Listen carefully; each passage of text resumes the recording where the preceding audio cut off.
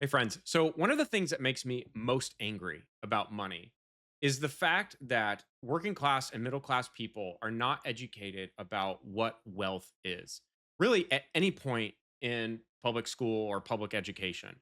In fact, I went to one of the top public business schools in college, and I can't think of a single time where I was really given a good understanding of what wealth is. And the problem is that wealth is the single most important concept in your money journey, and it will influence everything that you do with your money. I've spent the last 15 years thinking about money and wealth. And the most frustrating thing is that basically the way the wealthy are trained on money and the way they think about it is completely different really than the way you and I are most likely raised and taught about money. And my channel is really dedicated to the idea, and as much as we can, trying to help close the wealth gap and the widening disparity that you see between working class, middle class people, and then really the wealthiest that hold all the wealth. And in order to do that, you really have to have a strong appreciation for what wealth is. And so in this video,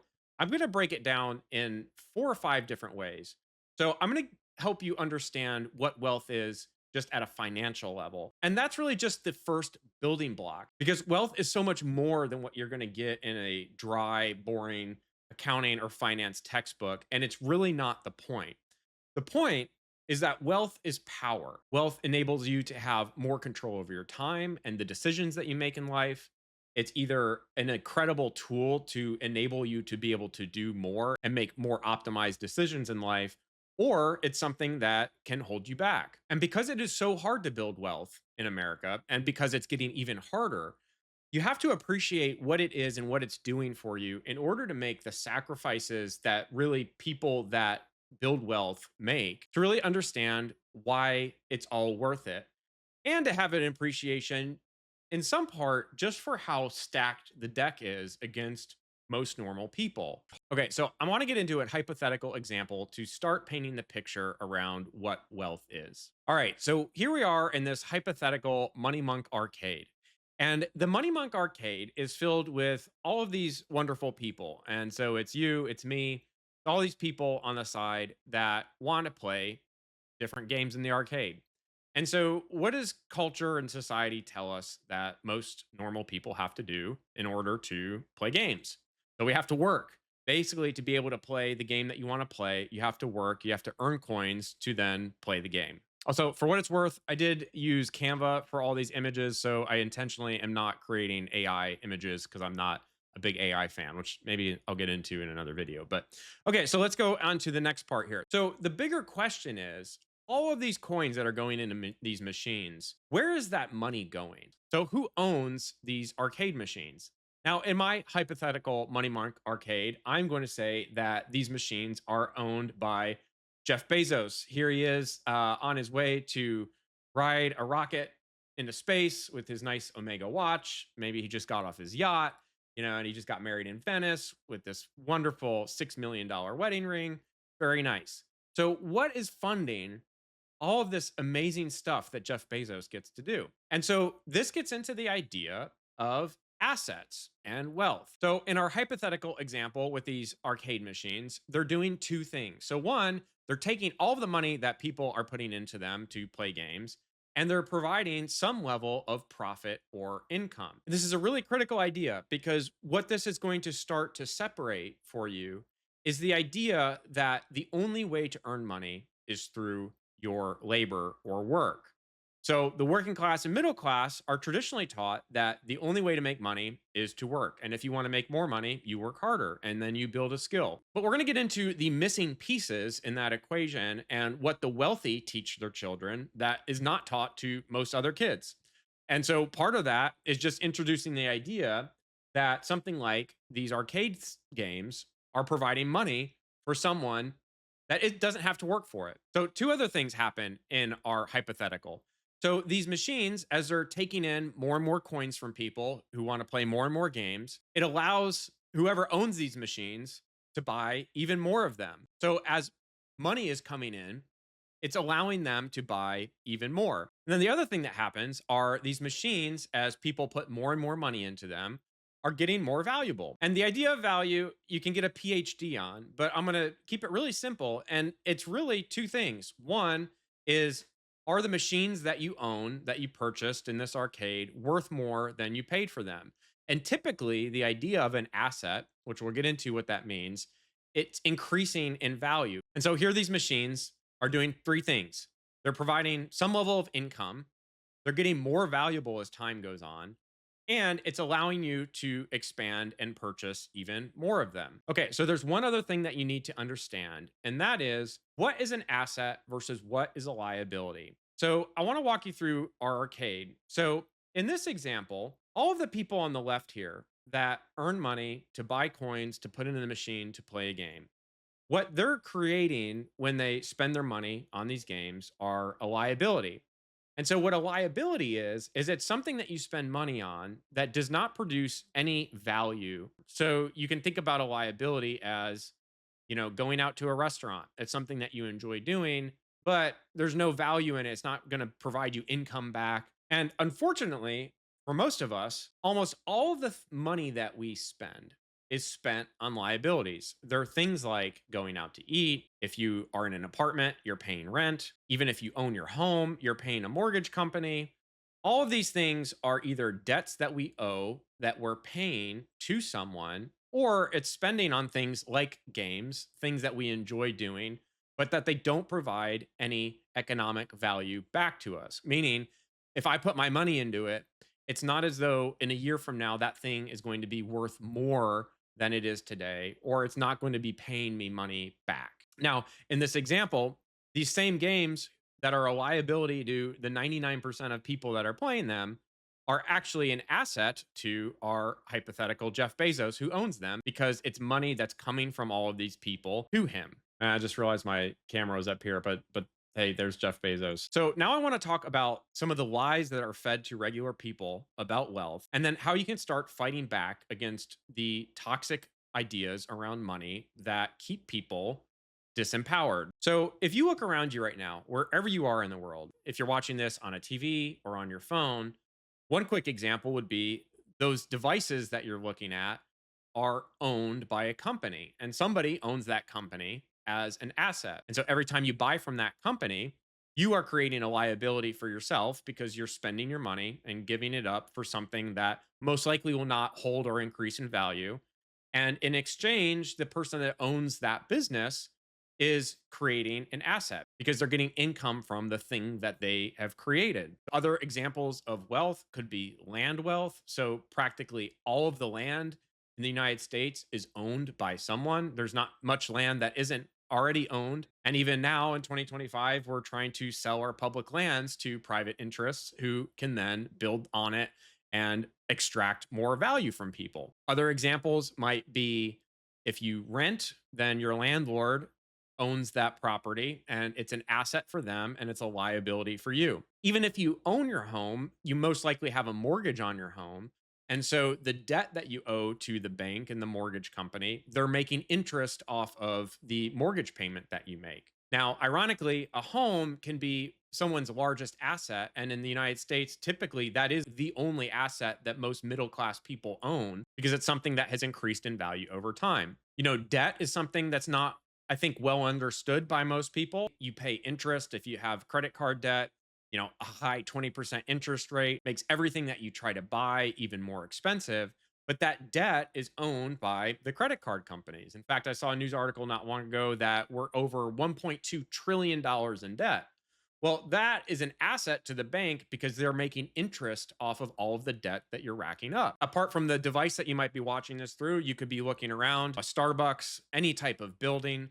Really, everything that you look at is owned by someone. And the unfortunate truth with wealth inequality as it is in America today, even publicly traded companies, the top 10% of Americans, they own 90% of all value in publicly traded companies. So the bottom 90%, so 9 out of 10 people, hold barely any value or any wealth within the broader business ecosystem that we're in. Okay, so let's talk about the lie that's told to most people. The first lie that you're really taught in the culture that we're in.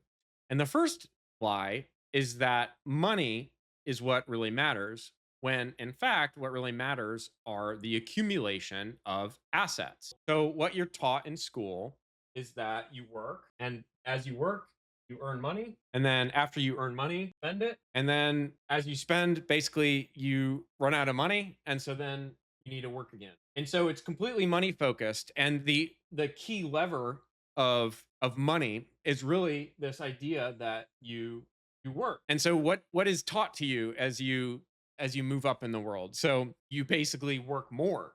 So our goal is to work more. And so you'll hear, be a doctor, be a lawyer. What is the hope for that? So as you're building a profession or a career, or you're just working harder, you're making more and more money as you develop a skill. So the hope is you work more, then you earn more. And then in our culture, it means that you get to spend more. So what you'll see happen for most people is it never really changes this cycle. And so for most people, they die with no money. So this is their entire existence: work, earn, spend.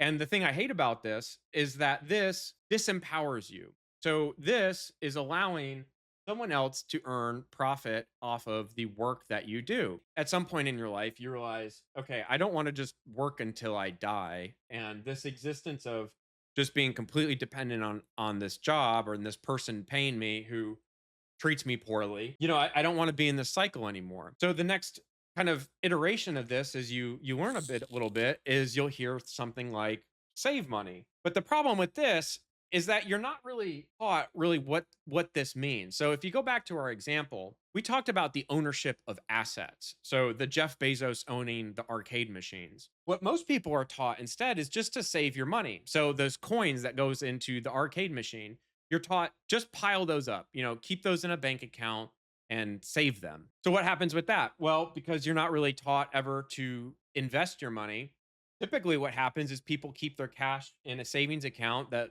earns not a very high interest rate. And then inflation, as the government prints more and more money, inflation just eats away at your cash. And so it becomes worth less and less and less. Again, it's an asset because it is something that holds value, but typically it's actually losing value if you're not doing something. And more importantly, it really just keeps this same narrative that you need to keep working for every dollar that is out there. Now, there are two assets that I want to mention that have been available to people in the past that are becoming harder and harder to attain.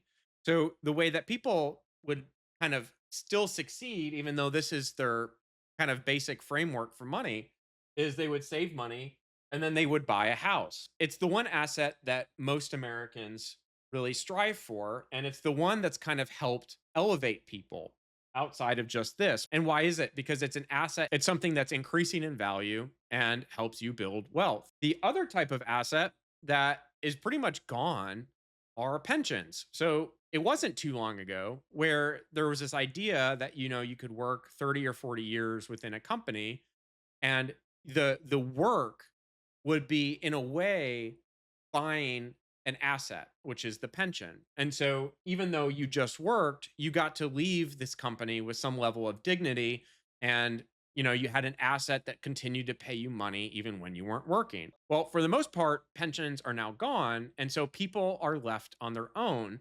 And because nobody is educated about wealth or money, this framework doesn't really work well for regular people to build wealth. And really, for people at the tippy top of our hierarchies in the world, this works really well. Why? Because this keeps you in a place where you are dependent on the job that you have, which allows the owners of the business to basically set the terms for what you have to accept. So in 2025, the job market's very poor. And so people are desperate for work. And so they're not leaving their jobs. And now you're seeing CEOs come out very aggressively as AI rolls out. My previous role, we were looking to downsize 30% of an organization, which gives the business and asset owners all of the power that tells you what you can or can't do. And because you're dependent on a job in this situation, you just kind of have to deal with it. In my opinion, I think that's a big reason why the world's so angry right now, is because wealth is being extracted and normal people have less and less of it. And There's a very small group that have more and more of it, and they have more power because of it. And that power imbalance leaves people desperate, and it makes people more selfish and self interested because it feels like you're barely treading water. Everybody's drowning, and you're just looking for a life raft to hang on to. So I think that's kind of the situation that most people find themselves in these days. So from this cycle, let me break down two things. One is that this really just focuses on you being a good worker. And as you go through school, that's really what school is designed to teach you is how to be a good worker in the system that we're in. And that as you build up skills, somebody will pay you more for those skills. And then you get to spend more money. So almost like the arcade, all of the different games that we play. So, you get to upgrade your car, you get to have a nicer house. If you continue to make more money, you get to just upgrade your lifestyle more and more and more, but it's all pretty much dependent on work. So I want to give you the wealthy state of mind versus kind of the worker state of mind. All right, so now instead of the mindset that teaches you to be a good consumer and a good worker, let's talk about what wealthy people do and then how you can kind of apply that in your own money journey. So everybody still works, but now there's a key difference for wealth builders. So before we even get to spending or worrying about spending, what we're going to do is come down here and think about building assets. And I say it this way because it's not the same as saving. So this is investing in things that we hope are going to be able to provide income and value appreciation for us in our lifetime. So this could be things like investing in the stock market. Investing, if you forget all of the stock betting and what stock's going to moon and all this stuff and just go to the core of what investing is it's you taking your money and putting it into publicly traded companies that you hope will provide some type of return to you. So whether that's a dividend that pays you income, or it's the appreciation of the company that's growing in value, that could be an asset. Other examples of assets, we already talked about buying a house. It could be buying rental property. It could be starting your own business. And then you're competing against other businesses, but with the idea that you are putting energy into something that is going to be worth more money. All of this, again, just centers around the idea that you're reprioritizing how you think about money. Money is no longer just automatically something that you get to go spend. Instead, it's something that you get to go invest into an asset first, with the idea that eventually these assets are going to be able to provide you money back. And so this life cycle kind of gets interrupted compared to what a normal person goes through. So as you're building these assets, in a way, they start to earn on their own. So what it means is it starts giving you more autonomy and control over work. At the end of the day, that's what most of everything around wealth is centered around. So even if you don't have enough assets because you're, a billionaire like Jeff Bezos, but even if you build some level of wealth, that allows you to maybe not have to work as much, or maybe you don't have to work a high pressure job and you can work at a job that pays you less, but that's okay because your lifestyle is partially funded by the assets that you're building. Ultimately, what it is doing is it's giving you more agency and control over the decisions that you get to make in life. Now, this all sounds good, but let's be realistic in 2025. This framework comes with a lot of sacrifice. What's the challenge with this equation here? Wages have not kept up with inflation. So for most people, the work environment in 2025 is rather pretty dire. The jobs report just came out a few days ago. We're posting less jobs. Wages have not kept up. And then at the same time, the cost of everything around you has increased. So food costs more, rent costs more, everything costs more. And so you have less and less money left to be able to buy the assets that you're trying to build when you build wealth. And then another challenge is that all of the assets that are in existence in the world. So if you look around you, every building, every house, every company is worth more and more. And so, as an example, this because if you try to buy a house in the last 3 years, you've seen the fact that housing prices have shot up. And if you look at all publicly traded companies in the United States, even over like the last 15 years, the value of companies has increased by like 600%. And so, what does that mean for a new wealth builder as we focus on working class and middle class people, or the 90% of people that own less than 10% of all wealth in publicly traded companies? Is that the cost of access to wealth is more expensive than it ever has been. And the money that you may have available to be able to build that wealth is probably lower than it ever has been. I don't have rose tinted glasses with this idea that wealth building is really easy. But for me, the thing that made it all worth it is that it is a battle of you against them. So you can decide who them is in your life, but really, wealth is a form of bringing more control to your life. And the sacrifice that you have to make to be able to build wealth, it has to be worth it for you. Ultimately, you have to kind of have a fire in your belly that is inspiring you to be different than basically the consumer mentality of work, earn, spend until you're dead. And so I say all of that because the rest of this formula here is that you still have to earn, you still have to build assets, and then after that, you still have to spend. So the question is, how much do I have to put aside to invest and to build assets before I get into spending on the rest of my life? And really there's two camps to this idea. And on one side of the camp, it is kind of these rose tinted glasses where it's like just put away, 20% of your income. If you can put away 20% of your income because you work a job that has a high enough salary that you can still have some left over after you do your wealth building, then great. This process can actually be pretty sustainable because it might not feel that painful to do this. But if you're a working class person and you're not making that much to begin with, that might mean making radical changes. So it could either be really focusing on, how am I going to build skill sets to enable me to make more money? So that's one way. Or how am I going to radically cut back on the money that I'm spending to support my life? And I'll give you examples of how I did this. So, at one point in my life, I cut my rent down to $300 to $400, and I did that because I was living with like five different people in a house, and we split everything, and it made utilities and housing costs incredibly cheap. And I'll just speak for myself. But for me, becoming frugal and kind of being a minimalist in what I'm purchasing and what I'm spending for me was actually a freeing thing in many regards. A lot of people might think about being frugal as being cheap, but for me, it's actually a form of exerting control over your life because the way I started to look at it was there are companies out there that just want me to be a consumer. They want to take all of my money and they want to enrich themselves. They want to build their own assets as a business.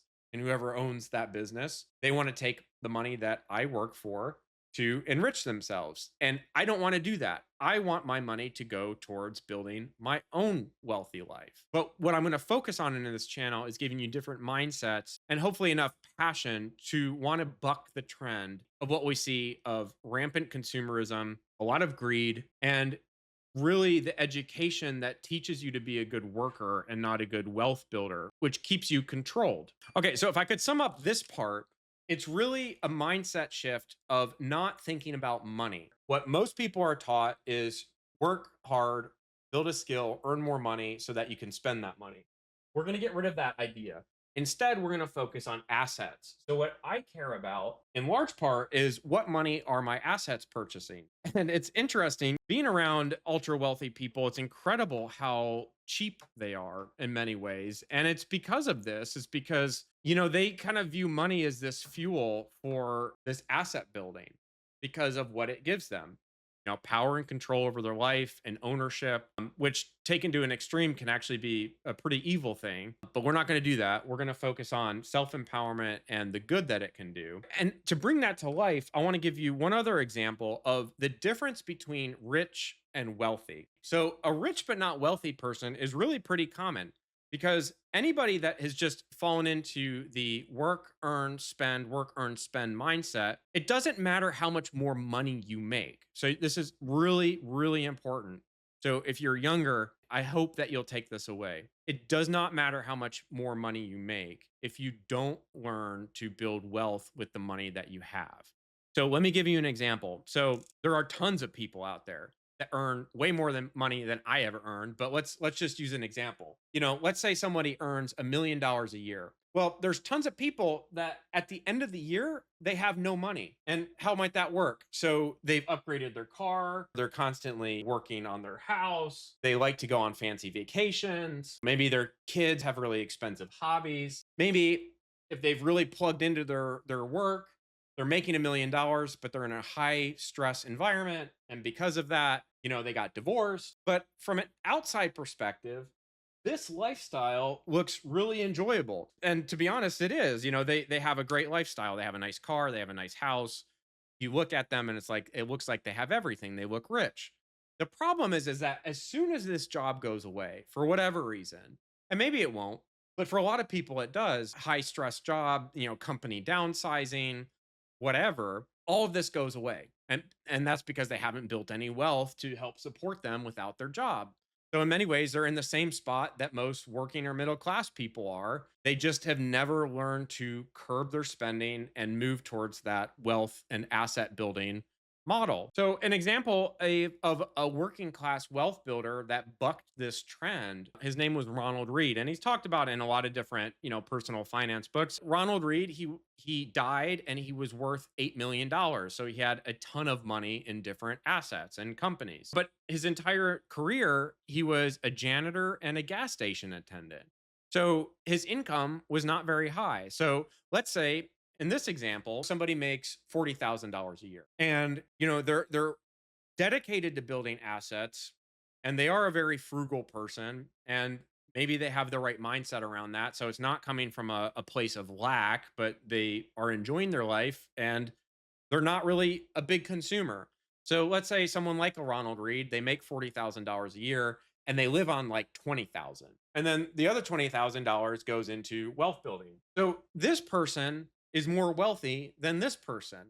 And it sounds really weird, but because their lifestyle is actually half of what they make and they're able to build wealth with the other half, they have more wealth. They're able to accumulate more than this person. Now, honestly, if this person had a little bit more control over their finances, obviously the acceleration that they could put into wealth building would quickly outpace what this person would do. And in this situation, the best answer to building wealth is to increase this income so that you could, one, build more wealth, but two, also spend more money on yourself, so things don't feel so tight. But the short answer is that this person's wealthy and this person's rich, and this person looks really flashy. And if you compare yourself to this person and you're not happy unless you have all of the things that this person does, then you're going to stay on that same model of needing to work more, earn more, spend more, and you're not focused on the things that this wealth builder is. And if you're looking for an eye-opening book as you're getting into your wealth building journey, one book that's aged a little bit, but I would still recommend and was informative for me when I first started was The Millionaire Next Door, because it really opens your eyes to the fact that it's not the person that earns the highest salary that's able to become a millionaire and build wealth. It's actually the person that has a value system around wealth building that they're able to stick to continuously. Now, the last thing that I think you really need to understand is the difference between liabilities and assets and how people get them confused. So, here's just a few examples of what are typical liabilities in people's lives. And so, what I want to point out is who these liabilities are an asset to. So, for a car, it's a liability to you because the moment you buy a car and drive it off the lot, typically over the first year, it's going to lose 50% of its value. Not only that, you're going to pay interest on, a long-term loan. People are having loans longer than ever. But who is that great for? So it's an asset to the car maker. It's also an asset to the bank. And so that gets into debt. So most people have debts. And so the debt that you have makes everything that you buy more and more expensive. And so that's an example of negative compounding of money. So if you watch one of my older videos on the power of compounding, this is compounding working against you because it's making you pay more and more for the things that you want. But who does that benefit? So the banks and the credit card companies, they make a ton of money off of that. We talked about earlier that credit card debt is up to $1.2 trillion, and credit card companies are more than happy for you to rack up that debt because it increases the profit and revenue for them. And so when their CEO talks about their quarterly earnings and the company's worth more and more, it's all because it's indebting people to them and they're making money off of that. Your rent.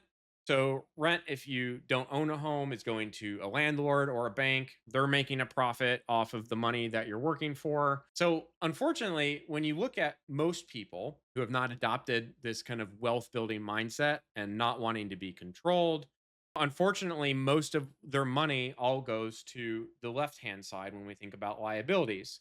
And so, what you want to think about is how can I instead move my money to the asset side? And I would just finish and say that our culture is more than happy to have you be in that permanent work situation forever. And it is also happy to convince you that you are powerless to change it.